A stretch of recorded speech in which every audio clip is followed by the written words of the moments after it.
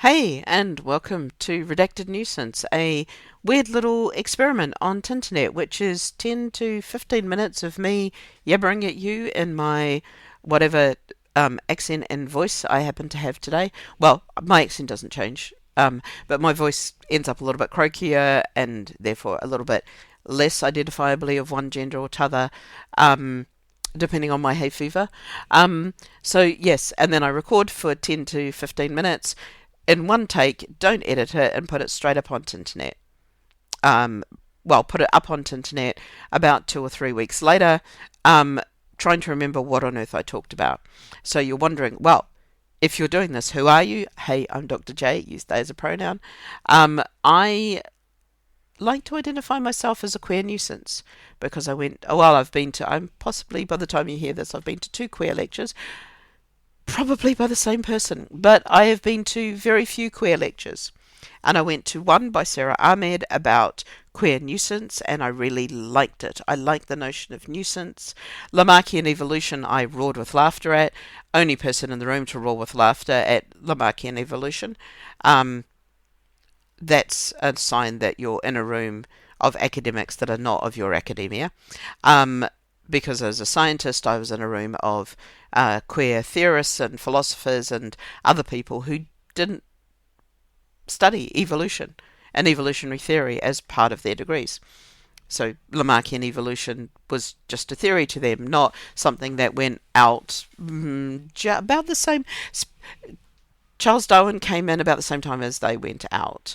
The theory of evolution, the Lamarckian evolution is the theory that by being in a space, you adapt yourself to the space. So giraffes got longer necks because they wished to reach higher things. Not longer neck giraffes were able to reach the top of the trees and therefore were able to survive and thrive more because they had a wider feeding range and therefore were able to have more children. It's the difference between the success of a species and success of an individual. Anyway, that was an entire aside. Sarah Ahmed came up with this notion of queer nuisance. I thought, my God, that's great. So hashtag queer nuisance is what I often use as a branding for myself because I'm a nuisance. I'm somebody who will ask the annoying questions. I'm also queer, and by being queer, I queer up your space by simply being in it. So why is this called redacted nuisance? Well, because simply Tinternet is such a poisonous, a ginormous place that trying to get yourself as a queer seen, if you brand yourself as queer, is kind of pretty well.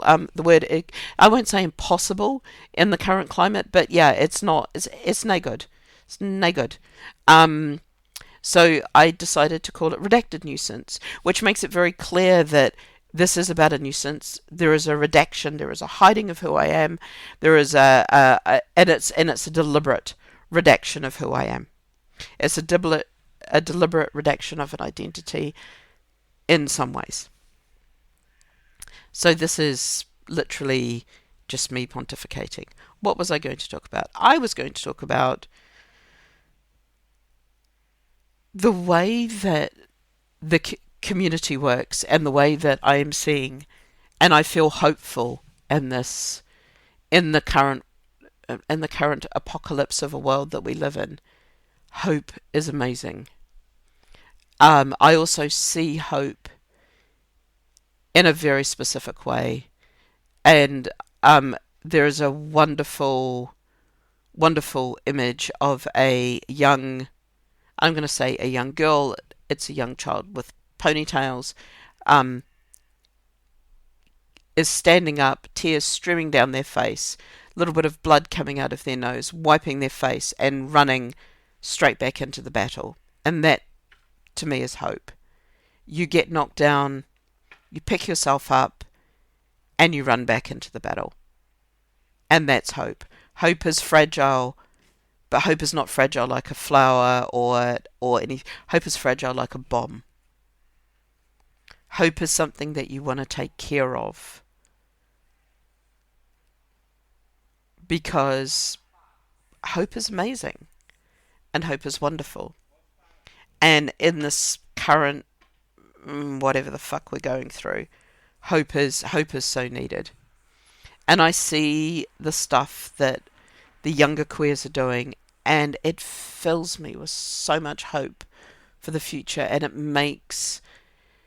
when I say it makes me want to stick around, it isn't that I'm suicidal or anything like that. And please don't go around thinking that I'm suicidal. I'm very, very definitely well and truly away from that part of my brain at the moment, that part of my mental health. But it gives me so much hope and so much joy that I have stuck around because I see what the young kids are doing. Um, I have seen so many fundraisers being run by young queers for young queers to get people housing, to get people stable, to get people the gender affirming care that they need, to get people the mental health care that they need, to get people anything that they need. But this is a group that doesn't have any spare money. This is a group where literally and somebody mentions it, and it's so true. The same grubby £5 note gets passed from fundraiser to fundraiser to fundraiser. And it is one of the advantages, privileges, wonderful things that I have, is that I get paid money to do a job at the moment. And being paid money to do a job, I have a bit of stability. And in having that bit of stability, I can turn around and I can give people money towards their fundraisers. I can give people money towards the endeavours that they're doing. I can help out. And to me, it feels ridiculously small. And yet to everyone who I offer money to, they're kind of like, oh my God, really? Are you sure? Are you not going to starve? And it's like, no, I'm not going to starve. I can give you this money. Please. And then I see somebody like Fabio Lizzoni, who has put together a night of fundraisers, a night fundraising for multiple fundraisers, and they're aiming to give £100 or so to 5 different fundraisers. And that's amazing. And yet I know people who are in my position who could easily go and give a couple of £100 to some of these fundraisers, and they value money differently to me. They value what they do with things differently to me, and I can't turn around and say you're doing it wrong, because I do capitalism my own way. I play by my own rules. Capitalism, consumerism, and capitalism are slightly different. I'm quite a consumerist. I like the pretty.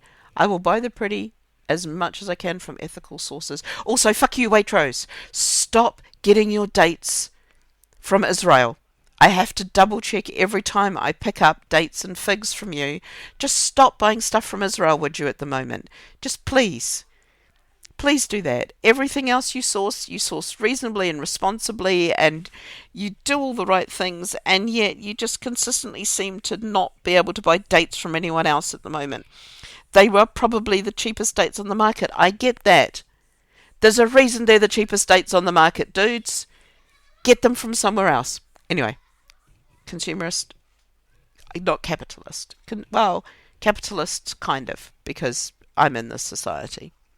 And then I see there's a new one called 500 People, which I think is just such a banging idea. I mean, it really is one of the best ideas that I've seen out there.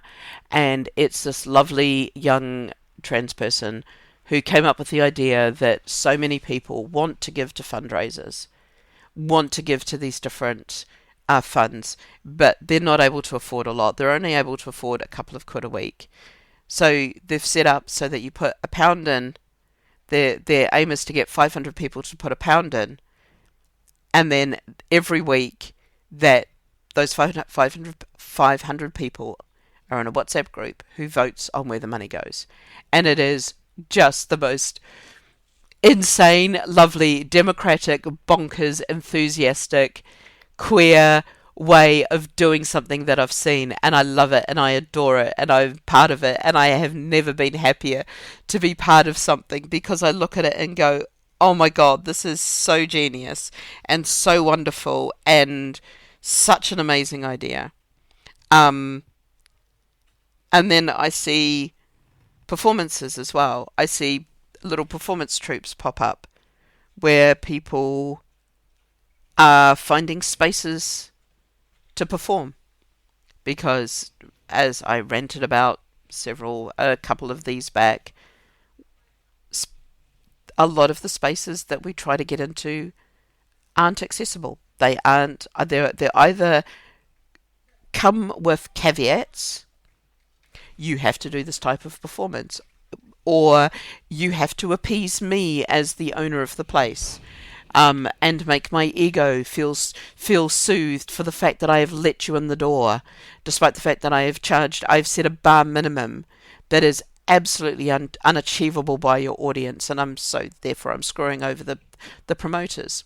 Fuck you, and you know exactly who you are.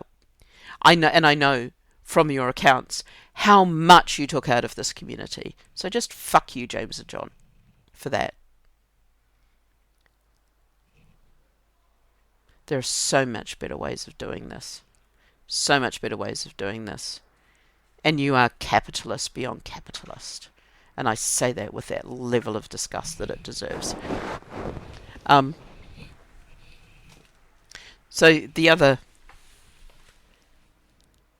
Sorry, there was just random crazy... Well, not random crazy person. Random person climbing a fence. And I am not a curtain twitcher. I was like, oh, what's going on? Oh, it's random person. It's my next door neighbour climbing the fence after cleaning their windows. Where was I at? Community. Just seeing what people do together, people banding together and just saying, I will do this, I will come in, I will do this thing, I will do this performance, I will do this space, I will do this time. I will support you. I will support your endeavours to make this happen. I will support your chances of making it through this hellscape. I will try and make this happen. The other thing, I mean, through conversations with another person, based on this lovely idea of community we've set up, Queer Life Support. What is it? It is literally just a group of people who post up, I need help with this life admin. I need help with this thing. Can anyone reach out and help me? And people just message back. It's a little mutual support group. Those are the things that a lot of queers do because there isn't the funding. There isn't the infrastructure. The world isn't made for us.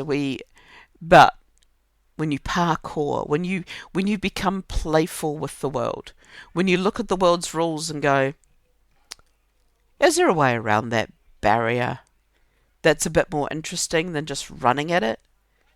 Could I go up and over and do a flip in the meantime and slap off the wall and land and roll and tumble and come up over here? Well, hey! And that's how we approach it. There are barriers in the way. Yeah, we'll find a way around it.